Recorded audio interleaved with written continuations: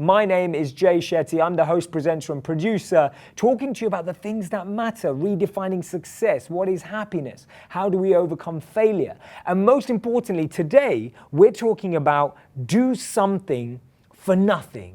Right? That's our theme for today. Do something for nothing. And actually, there's so many social action projects, social impact projects that are actually built on this ethos, built on this mantra, where people are empowered to do something for nothing. Now, I remember when I lived as a monk in India, this was something I was trained in extremely early on. This was a big part of our culture. This was a big part of our practice, where we were trained to do something for others, to offer ourselves selflessly without expecting anything in return. The interesting thing, let's talk about this concept. Let's break it down. Let's really analyze what I mean by do something for nothing. I wanted to start off by talking about, of course, we all know about the Darwin concept of survival of the fittest, where we're told that actually self-interest and the person who will last, the person who will survive, is the one who can move faster, get ahead, be better, be the best than the other people in the trailing pack. And then you look at a classical economist option, where we talk about that we would all opt for a personal benefit over a personal loss, even if that personal benefit means someone else loses out, right? The classic economic example. If you had to choose between a personal loss or a personal gain and someone else's loss, economics would say you'd go for that personal gain, right? You wouldn't mind if your personal gain resulted in someone else's loss. Classic economist example. The third example is John Stuart Mill, who was a philosopher. And he talked about that, he championed that self-centeredness. He championed the theory that our greatest gain, we focus on our greatest gain at all times, and that's what satisfies us. That's what I want to challenge today. I want to break that down. I want to challenge those theories, those concepts. And the most amazing thing about challenging that concept today is that we now have hard proof evidence of something very different, of something that can totally change our dynamic, that can totally change the way we think. Let's go back to the main theme. I've told you about what Darwin thought, classic economic example, and also talked about John Stuart Mill, who championed that self-centered belief. I want to share some other thought processes. So the St. Francis of Assisi, he used to say that it's in our greatest interest that when we give, we actually deeply receive. Leo Tolstoy said that the sole meaning of life is to serve humanity. And Muhammad Yunus, who's a Nobel Peace Prize winner, I recently saw him actually Tuesday night. He was at a big initiative around the HuffPost Prize. He was speaking there as well. And he actually said that making money is happiness, making other people happy is a super happiness. And I love that. I just love that statement of super happiness, right? We don't even understand that concept sometimes of what does that mean. And the amazing thing is that now we're not only reliant on looking at the two philosophies, we're not only reliant on looking at two comparative opinions or reflections. The amazing thing is that science can actually help us. There's evidence, research that backs these claims. And the most beautiful claim that I'd like to sum it up as, and I've read articles by Time Magazine, the Wall Street Journal, I've read research in Harvard, I've read research on neuroscience, and the most beautiful way of putting it is that we are all wired for generosity. We are wired for generosity. This isn't just about doing something that makes us happy. We're actually wired from our brain, from a neuroscience perspective, to be givers, to be generous, to want to serve, to do something for nothing. So science backs this, right? So fMRI technology, we know that giving activates parts of the brain as eating, the same parts of the brain that we feel pleasure from, that we feel happiness from, that we feel sustenance from when we eat, is triggered and activated when we actually give. Now we know when we eat right, when we eat the thing that we like, when we eat things that we love, we feel a sense of happiness. I've had so many recommendations from you guys for vegan pizza, vegan tacos, etc. I've been checking some of the hours. I've started saying tacos instead of tacos.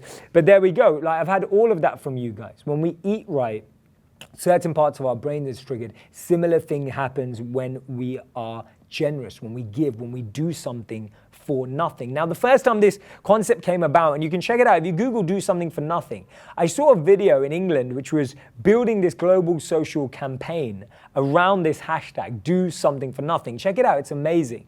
And the brilliant thing is that people were just taking their skills to the streets. That's the nicest way to look at it. So there was a hairdresser who every so often goes out on the streets and gives haircuts to the homeless, right? Something as simple as that. There was another person who was a magician, whatever, and he would go out and just do magic with kids in underprivileged areas or in inner city areas where they didn't have access to that entertainment. It was just taking your skills to the streets. So I want to go deeper. So a Chinese proverb said, if you want to be happy for an hour, take a nap. If you want to be happy for a day, go fishing, right? If you want to be happy for a year, inherit a fortune. And if you want to be happy for a lifetime, help somebody, right? That's where it goes. Now that's what I want to dive into, and I hope you're going to stick around for this session. I want to get into that conversation around why I asked you to share when you feel happy and why I asked you to share when you feel sad.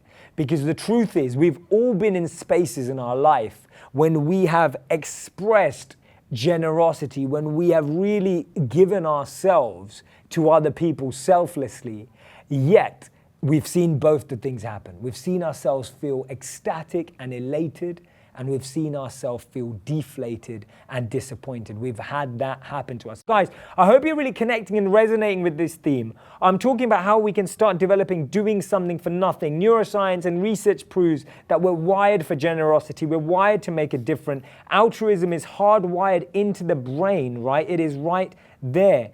And it's an amazing, amazing principle. So I want to go into a bit more before we go into how to balance the two. And I want you to stick around for while we talk about that, because it's really important. I want to dive into how we can start doing that every single day.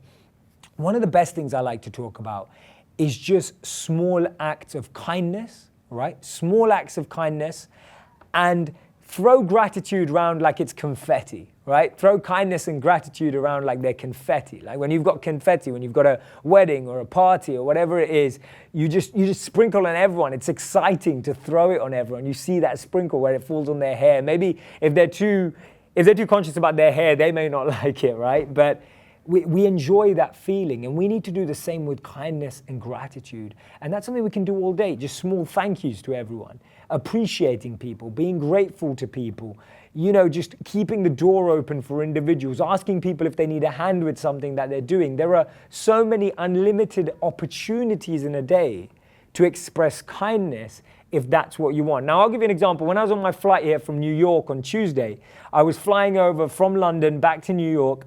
And when I was flying over, I'd forgotten to book myself a vegan meal on the flight. Now, when that happens, I usually end up having to starve because they don't necessarily have any other options. But the amazing thing is that the stewardess was so nice. She was extremely kind. She was like, don't worry that you haven't booked it. It happens all the time. And she went as far as offering me her own meal because that was the only meal that I could eat on the plane. Now, I politely declined, but I was so touched. Right? She didn't have to do that. She was actually going to give up her own meal so that I could eat when that was packed for her. And it was actually my fault that I'd forgotten to book my own meal. And I was touched by that. I was just like, wow, that's so kind of you. And so obviously I declined. I didn't want to steal her meal. And I'd luckily packed some lunch because I know that I'm terrible at booking these kind of things. And so in the end, then I took out some stuff. Then she told me that actually she was trying to be vegan, etc. So I shared one of my, and she said the reason why she's struggling is because she loves chocolate. So I shared one of my these homemade chocolate cakes thing. I think it was a chocolate brownie. I shared it with her and she was really happy. And I was just thinking, it was such a small, insignificant act of kindness. It took no effort. It took no meaning. It wasn't difficult. I was on a flight. But that reciprocal exchange starts bringing that domino effect where we start making kindness exponential, right? We let kindness escalate throughout the world. It's so good to see that there are countless examples in all of you where we're exercising this principle and science backs it up. Now, the interesting thing is that here's the advice now that you can give until it feels great and not give until it hurts.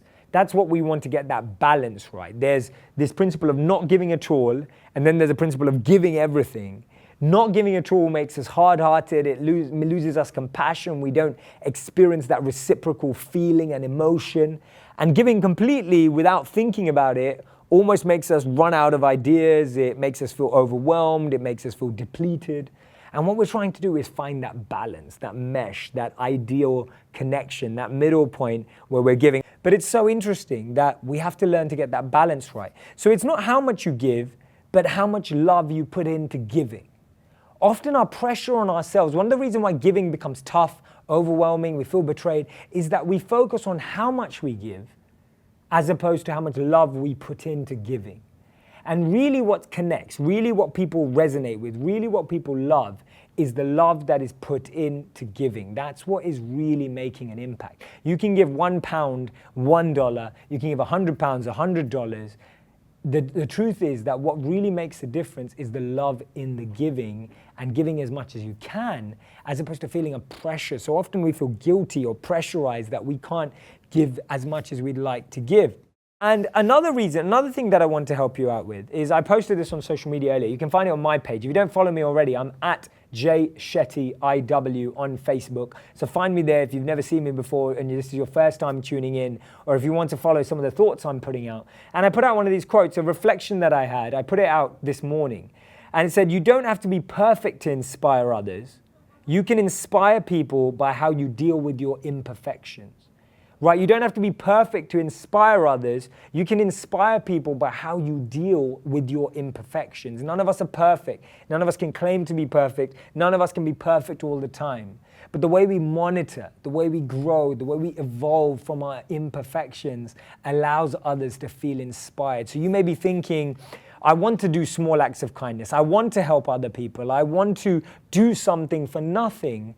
But my worry is that I'm not perfect. I don't have everything. I'm not sure that I'm complete. I'm not sure I have anything to give. The truth is that anything you give in that example will have an impact. That's so much about doing something for nothing. That something doesn't have to be money. It doesn't have to be lots of money. It doesn't have to be lots of time. It just has to be love, right? Imagine if everything in life was infused with love. Now, call me an idealist, but I'm okay with that because I truly believe that every intention can be infused with love if you really want it to be. So try it out. Definitely take a look at that. I wanted to talk about also one of the principles of this balance. So let's talk about that. We give and we feel happy and ecstatic. We give and we feel depleted and disappointed and exploited. Adam Grant says in his book, Give and Take, I definitely recommend reading it. It's a great read. Adam Grant, Give and Take. He talks about integrating your interests and skills with the needs of others. We start bringing those two things together. I often say your passion is for you, your purpose is for others. He talks about the need for integrating your interests and skills with the needs of others, right? Selfless giving in the absence of self-preservation becomes overwhelming. Just focus on that for a moment. Selfless giving in the absence of self-preservation becomes overwhelming. So those are the two areas. If you want to be a giver, you've got to preserve yourself. You've got to refuel yourself. You've got to focus on yourself too. But that's the difference. The motivation for fueling yourself is so that you can give. That's what it means to do something for nothing, is that you're constantly refueling, re-energizing, preserving, growing, evolving, becoming stronger, becoming better, so that you can give, so that you can serve, so that you can be generous. That's when we start activating our lives to become instruments of compassion. We start channeling a higher energy. We start channeling a greater meaning and purpose in our lives. And that's when what you do becomes infectious. People just meet you and they think, wow, like, what is it about you that I'm so connected to? What is it about you that I'm so attracted to? It's that infectious desire to want to make a difference in someone else's life rather than just be growing yourself. Rohit says how to refuel ourselves. So that's exactly how we need to talk about it. One of the ways of refueling is becoming conscious of where your energy is coming from. See, we're all getting gifts in life. We're all getting love in life. The funny thing is we're not conscious of where it's coming from. We're more conscious of where we're giving. We're more conscious about who we're giving to rather than who we're getting from. That's the first way. Recognize who is investing in you. The second thing is surround yourself by people that buzz you up. Surround yourself by people that excite you. One of the best ways is on this community right now. We've had 2,000 people online. We've had 1,000 people online. We get so many views. All of you, my biggest, greatest joy will be to see all of you connect and create social action groups, to create social impact groups, to create areas in your locality where you can go out together and make a difference in other people's lives. connect with the other thousands of people that tune in every day to start making a difference. You may say, I don't know where they are in my community. I don't know where they are in my family. But they're online watching with you right now. These are all like-minded people. You're all here because you connect with doing something for nothing. You're all here for a purpose. And the third way of refueling is having your own personal meditation practice, having your own personal growth practice, the thing you go to that gives you sustenance, that gives you passion, that connecting with your why. We had Simon Sinek in here talking about it. We had Gabby talking about how the universe has your back.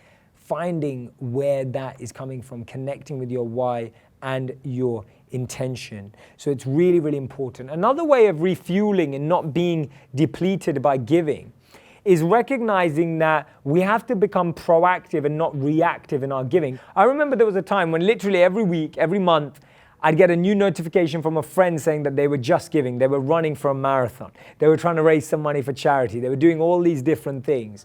And you get a little thing that says, fill this out and please donate some money. Now, most of us do that in an office setting, in a work setting, in a social setting. More, it's what I call guilt giving as opposed to compassionate caring, right? It's not proactive, purposeful support. It's guilt giving. You feel guilty. You think, oh God, if everyone in the office gives and I don't give, how are they going to feel? Or, everyone in my family is giving $10 and I'm not giving $10.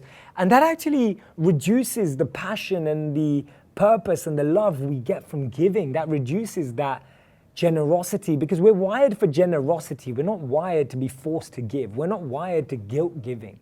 So recognize that when you feel yourself guilt giving, make the switch. Think, actually, if I'm giving this, ask yourself, am I giving for a purpose I know about? See, there's levels in which you can give as well. If you give without even knowing where it's going, you give without how the person's going to use it, that's not going to fulfill you. That's not going to help you grow. But if you know where that money is going, if you know what use it's going to, if you actually get involved and put time into a homeless shelter, helping the elderly, helping children, whatever it may be, when you start getting more conscious about the way you give, you will start to see the difference. So be proactive, don't be reactive. Not just when your friend's a marathon. If you only give in that way, you're nurturing guilt giving, not compassionate.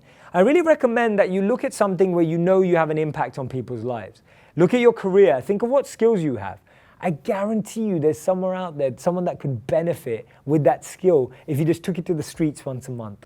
And the satisfaction, what's that video? Find the Do Something for Nothing campaign. What's their video? All it takes is a small act of kindness, going out on the streets, taking your skills to the streets, sharing them with someone, sharing them with people, trying to help organizations. Another good way of being refueled is work together with people who have the same goals, who have the same desires. That keeps us refueled. So, some more advice. Give the gift of time. If you can't give money, give the gift of time. Time is money, all right? Time is money. Give the gift of time. It doesn't have to be big time every week, just small acts of kindness. Give to organizations. Work with organizations that work together. It's always the way to do it. You can connect and do something for nothing in so many ways. Connecting people is a really powerful way when you don't see personal gain. As soon as we add personal gain into it, we almost just rip out the meaning.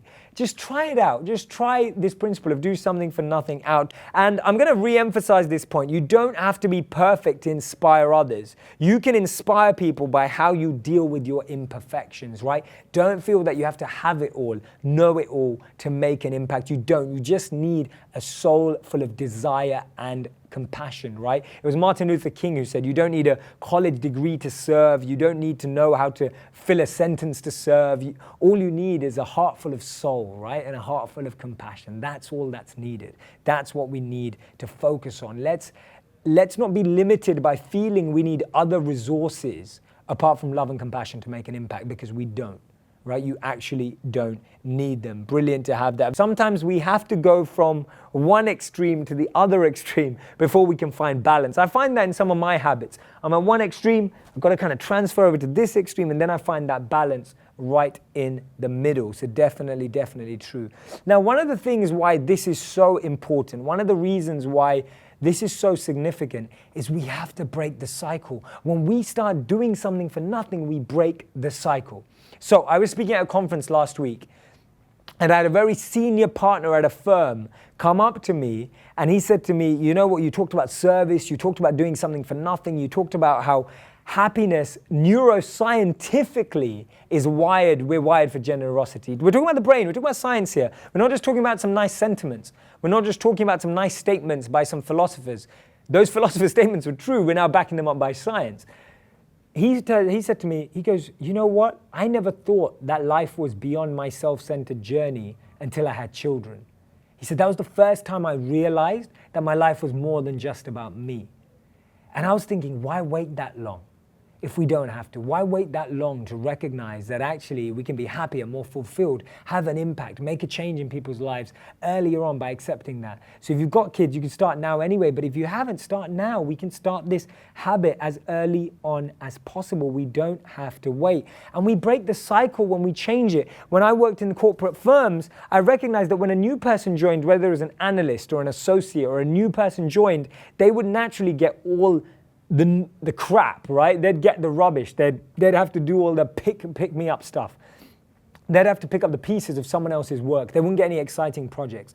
The funny thing was, when that analyst, that associate grew to the next level, they treated their junior person joining their team in exactly the same way. That pattern continued. Guess what? When that person got promoted, they treated their junior in exactly the same way. And guess what? That cycle just repeated itself. I want to break that cycle.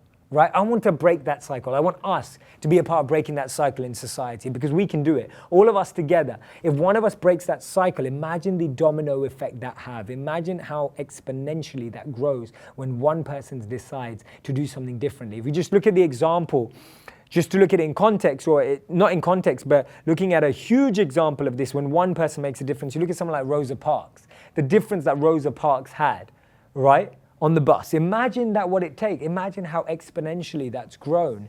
And all we're saying is give acts of kindness. We're saying let's not treat people badly. Let's not continue that cycle. Let's actually break that cycle. When we want something for nothing, right, we'll get nothing for something. So, right? When we want something for nothing, we'll get nothing for something. So it's better to just do something for nothing. That's the right answer. That's the way to make it happen. Think about that. Really let that really resonate, really connect that with you. The self-preservation part is important. We shouldn't just give because it makes people like us. That's also another problem with starting to give. See, when giving comes from a place other than love, compassion, and the fact that we truly believe that that's what we're meant to do, it then disappoints us. As soon as it becomes motivated by another agenda, right? Service has to be unmotivated. That's one of the biggest parts of it. That's what brings the ecstasy from it. That's what really makes it connect. These are simple truths. These are things that we all know deep down. I just want to give you confidence and empowerment to fulfill them, live them, breathe them, and not feel that you're thinking the wrong thing. I just want to give you conviction to connect with that reality. So I really, really hope that you're going to follow me. Find me on Facebook if you don't already. Come and join me at Jay Shetty IW. I'm the same on Twitter. If you're on Instagram or Snapchat, you can follow me the other way around. I'm Shetty J. And I really hope that you're going to give a like to the HuffPost Rise Facebook page to get a notification every time I'm live. I hope you're going to share this video so that so many other people can also connect with this principle of doing something for nothing. So remember the Chinese proverb, happiness for an hour, take a nap. Happiness for a day, go fishing. Happiness for a year, inherit a fortune. Happiness for a lifetime, help somebody. St. Francis said, in giving we actually receive. Leo Tolstoy said that the sole meaning of life is to serve humanity. Muhammad Yunus said that making other people happy is a super, super happiness. And start helping people and you realize your skills and lose yourself in the service of others. You'll learn about so much more about yourselves when you start doing that. 10,000 high school grads in a research study, people said who in their mid-30s said they were helping others. 30 years later, they were happier in that study, right? Giving greater efforts than receiving. Try it out. Be proactive. Take your skills to the streets. Remember, self-preservation is huge. Stay connected. Keep going. Love talking to all of you. Thank you for letting me serve you. Thank you for letting me be with you. And remember, do something for nothing. Thank you so much, guys. Have a great evening, afternoon, morning, wherever you are. Love to you all.